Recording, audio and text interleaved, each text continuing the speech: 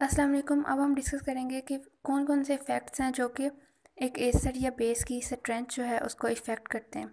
तो इसमें सबसे पहला जो इफ़ेक्ट है वो हमारे पास है इंडक्टिव इफ़ेक्ट।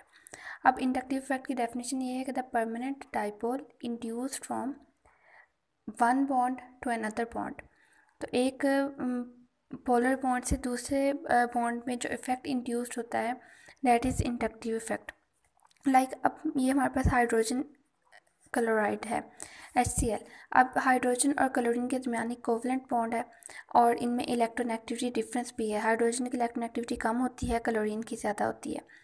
अब एक लेस इलेक्ट्रोनेगेटिव एटम से एक ज़्यादा इलेक्ट्रोनेगेटिव एटम की तरफ इलेक्ट्रॉन का पार्शियल शिफ्टिंग जो होती है, सिग्मा इलेक्ट्रॉन्स की जो पार्शियल शिफ्टिंग होती है, और इस पार्शियल शिफ्टिंग की वजह से ये जो चार्जेस डेवलप होते हैं इसके ऊपर पार्शियल पॉजिटिव और जो हाई इलेक्ट्रोनेगेटिव है उसके ऊपर पार्शियल नेगेटिव।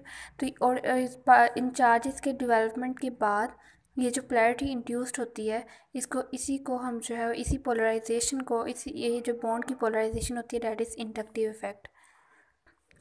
अब इसकी जो इंडक्टिव इफेक्ट की कुछ प्रॉपर्टीज़ हैं कि ये सबसे पहले ये एक परमानेंट इफेक्ट होता है, टेम्परेरी इफेक्ट नहीं है, ये परमानेंट इफेक्ट है जो कि एक पोलराइज बॉन्ड में एक ऐसा बॉन्ड जिसमें इलेक्ट्रोनेगेटिविटी डिफरेंस हो तो ये वहाँ पर क्रिएट होता है।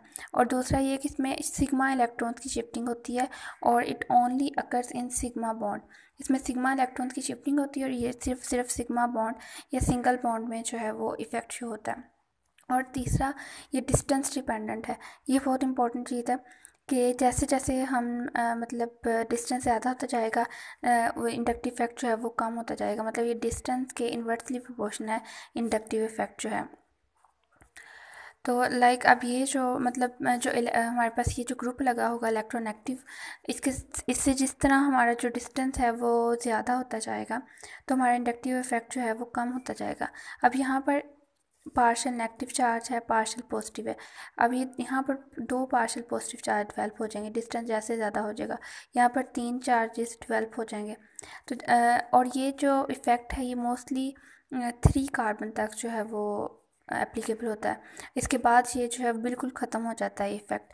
मतलब ये फर्स्ट 3 कार्बन तक ये मतलब इफ़ेक्ट होगा, उसके बाद ये चौथी पर होगा ही नहीं, बिल्कुल ख़त्म हो जाएगा यहाँ पे।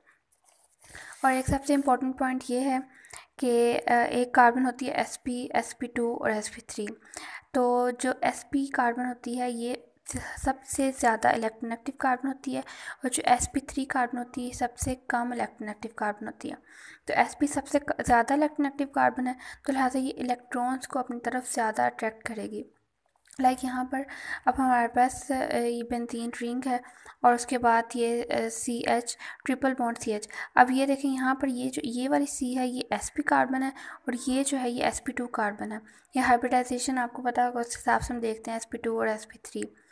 तो ये अब ये वाली कार्बन जो है वो इसके इलेक्ट्रॉनिक क्लाउड की तरफ नहीं अट्रैक्ट करेगी, बल्कि ये जो ऊपर sp कार्बन है ये अपने इलेक्ट्रॉनिक क्लाउड को नीचे से रिंग के अपनी तरफ अट्रैक्ट करेगी। तो लिहाजा ये सारी जो रिंग है ये as a plus I effect show करेगी। अभी हम प्लस आई इफ़ेक्ट और माइनस आई इफ़ेक्ट जो है क्या होता है ये हम नेक्स्ट डिस्कस करते हैं टाइप्स ऑफ इंडक्टिव इफ़ेक्ट में। तो अब depending on the direction of electron movement, अब इलेक्ट्रॉन की मूवमेंट जो है वो किस डायरेक्शन में हो रही है, मतलब वो इलेक्ट्रॉन डोनेटिंग डायरेक्शन में या इलेक्ट्रॉन विड्रॉइंग इफेक्ट में, उस हिसाब से इसके दो टाइप्स होती हैं। एक को हम माइनस आई इफेक्ट कहते हैं और एक को हम प्लस आई इफेक्ट कहते हैं। अब जो माइनस आई इफेक्ट होता है उसका मतलब होता है इलेक्ट्रॉन विड्रॉइंग इफेक्ट और जो प्लस आई इफेक्ट है that is electron donating effect. इसमें अब डिफरेंट जो है वो आ जाते हैं ग्रुप्स जो कि इलेक्ट्रॉन विड्रॉइंग होते हैं, like NO2 group, cyanide group, CHO, aldehyde group, carbonyl group, carboxyl group, ester group, ether group, halogens और ये OH ग्रुप। और इसमें भी मोस्टली अल्काइल ग्रुप्स आ जाते हैं।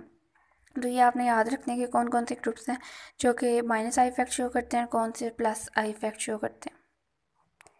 नेक्स्ट है एसिड की स्ट्रेंथ, कि एक एलिपैथिक एसिड है, मतलब स्ट्रेट चेन एसिड है, कोई रिंग नहीं है उसमें भी।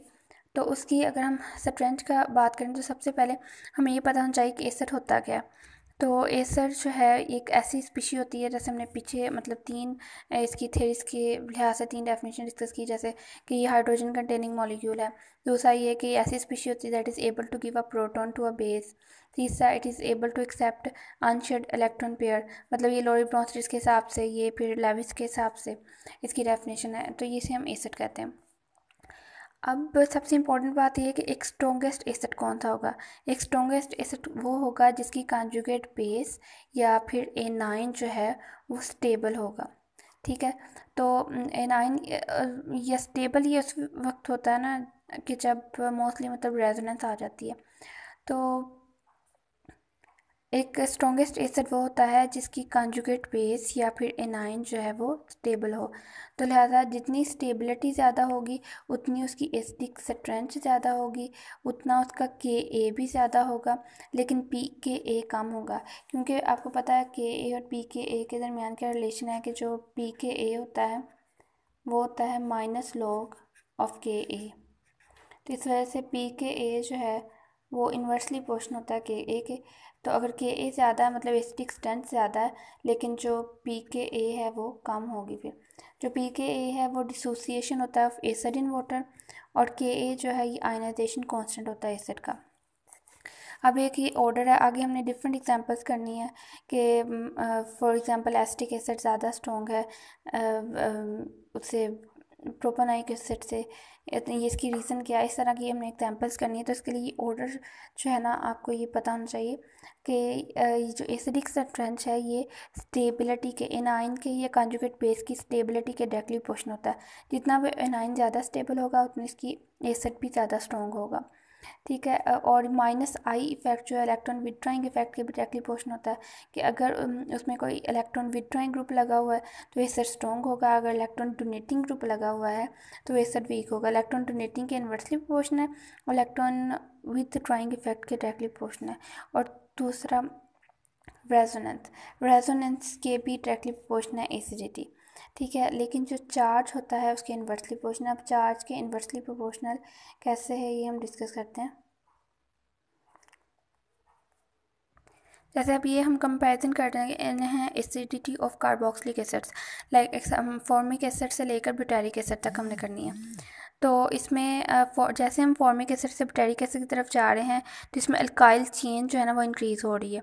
ठीक है, पहले CH3 था, फिर C2H5 हो गया, फिर C3 हो गया, H7 हो गया। तो अल्काइल चेन ज़्यादा हो रही है। अल्काइल चेन ज़्यादा होने की वजह से जो चार्ज है ना वो इंक्रीज़ हो रहा है। अल्काइल चेन ज़्यादा होने की वजह से जो स्पीशी के ऊपर चार्ज ज़्यादा हो गया, चार्ज ज़्यादा होने की वजह से उसकी स्टेबिलिटी जो है वो कम हो रही है, वो अनस्टेबल ज़्यादा हो रहा है। क्योंकि जिस स्पीशी पर चार्ज ज़्यादा होता है वो अनस्टेबल हो जाता है। तो जब वो अनस्टेबल हो जाएगा तो मतलब सारे ही मतलब ये लाइक अगर हम CH3 के बाद C2H5 C2H5 की बात करें, COOH इस कार्बोक्सिलिक एसिड की अगर हम बात करें तो इसमें ये पूरी अल्काइल चेन है जो कि इसको मतलब इलेक्ट्रॉन डोनेट कर रही है, जिसकी वजह से इसके ऊपर चार्ज बहुत ज़्यादा हो जाएगा। चार्ज ज़्यादा होने की वजह से ये अनस्टेबल हो जाएगा इसका एनाइन। एनाइन अनस्टेबल होगा तो वो हाइड्रोजन को ईजिली जो है वो अपने अंदर से एक्सट्रैक्ट नहीं होने देगा। जब हाइड्रोजन ईजिली रिमूव नहीं होगा तो वो एसिड जो है वो वीक हो जाएगा। वीक एसिड वही होता है ना जिसमें से हाइड्रोजन ईजिली ना निकल सके। तो जब हाइड्रोजन ईजिली नहीं निकलेगा तो वो एसिड वीक होगा।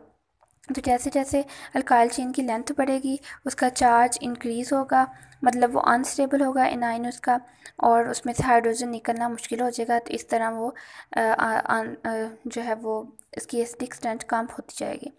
ठीक है, सो यहाँ से हम पता चला कि जैसे जैसे जो है वो प्लस आई इफ़ेक्ट इंक्रीज़ होता जाएगा तो हमारी जो एसिडिक स्ट्रेंथ है वो डिक्रीज़ होती जाएगी। तो ये हमने आज जनरल सी एग्जांपल की है। इसके बाद जो है वो हम 1 बाय 1 जो है वो सारी जो मेन एग्जांपल्स हैं अपनी स्टार्ट करेंगे।